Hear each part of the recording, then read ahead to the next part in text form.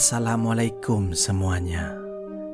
Tentu saja semua orang menyukai dengan yang namanya permainan. Seru, mengasihkan, itulah kata yang pantas untuk permainan-permainan daerah di waktu kita kecil dahulu. Tapi apa jadinya jika ada sebuah permainan yang bisa dibilang sangat berbahaya? Bahaya di sini maksudnya adalah sebuah permainan yang cara memainkannya adalah dengan mempertaruhkan nyawa pemainnya. Nah, ternyata ada sebuah film yang memiliki alur cerita seperti itu, dan film itu adalah Squid Game. Squid Game merupakan series terbaru Netflix yang sangat heboh diperbincangkan sejak perilisannya tanggal 17 September yang lalu.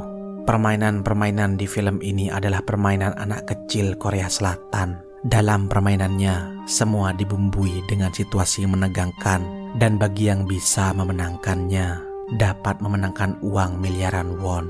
Namun apabila kalah, tentu nyawa mereka yang akan jadi taruhannya. Lalu seperti apa permainannya? Silahkan menyimak. Permainan yang pertama adalah red light green light, yang artinya lampu merah lampu hijau. Permainan ini masih sering dilakukan oleh anak-anak Korea Selatan hingga saat ini. Permainannya sederhana. Satu orang menjadi penjaga dan lainnya berada di belakangnya. Ketika si penjaga mengucapkan red light, pemain harus diam tanpa gerakan sedikit pun. Dan sebaliknya jika penjaga mengatakan green light, maka para pemain boleh bergerak. Di film Squid Game, yang menjadi penjaga adalah boneka wanita berukuran raksasa. Bagi pemain yang bergerak sedikit saja, maka dia akan langsung terdeteksi dan ia akan langsung ditembak mati oleh para pekerja yang mengenakan pakaian merah serta bertopeng. Permainan yang kedua adalah Sugar Honeycombs. Di permainan ini kita harus mengukir gulali.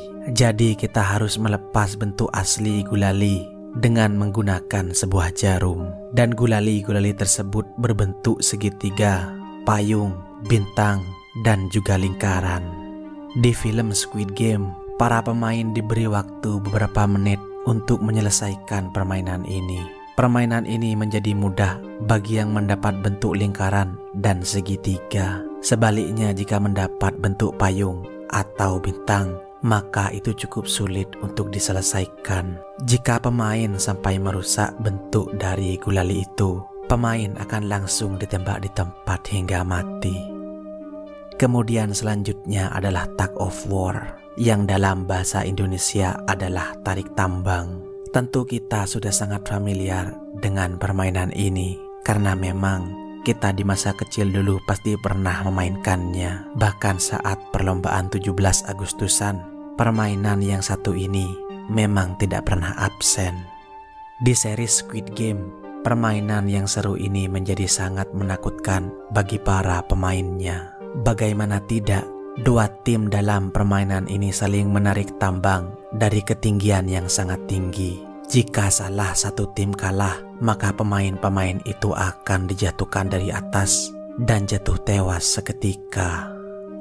Permainan selanjutnya adalah marbles, yang dalam bahasa Indonesia adalah kelereng atau gundu. Sampai saat ini masih sering kita temui anak-anak kecil di desa yang bermain kelereng atau gundu ini. Dan permainan kelereng ini biasanya digemari oleh anak laki-laki. Nah, pada seri Squid Game, para pemain bermain pasang-pasangan. Para pemain diajak ke sebuah tempat khas pedesaan di Korea. Dan di sana mereka diizinkan bermain apapun dengan kelereng mereka, asal ada pemenangnya. Dan kebanyakan akan memainkan tebak-tebakan jumlah dari kelereng yang mereka pegang, apakah itu ganjil atau genap. Dan bagi siapapun yang kehabisan kelereng terlebih dahulu, maka ia akan dinyatakan kalah dan dieksekusi di sana. Kemudian permainan yang kelima adalah Glass Stepping Stone. Glass Stepping Stone sebenarnya mirip dengan permainan angklek, yaitu permainan melangkah yang sudah digambar persegi.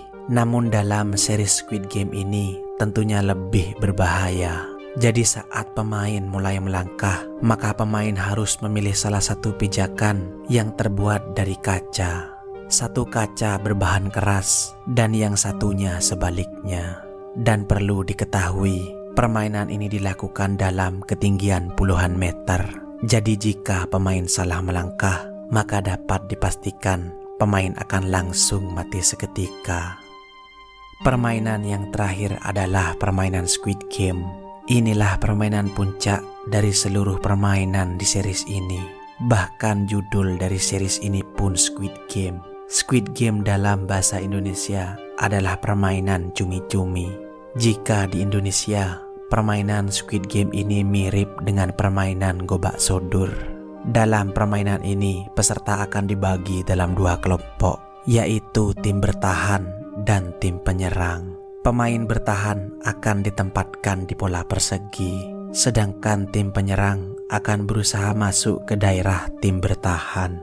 Nantinya tim bertahan harus mengeluarkan tim penyerang sebelum tim penyerang sampai ke tengah. Jika kalah dalam permainan ini, maka mereka akan dianggap mati dan dikeluarkan dari arena. Dan seperti permainan sebelum-sebelumnya, mereka akan langsung dieliminasi dan hanya menyisakan satu orang pemenang saja.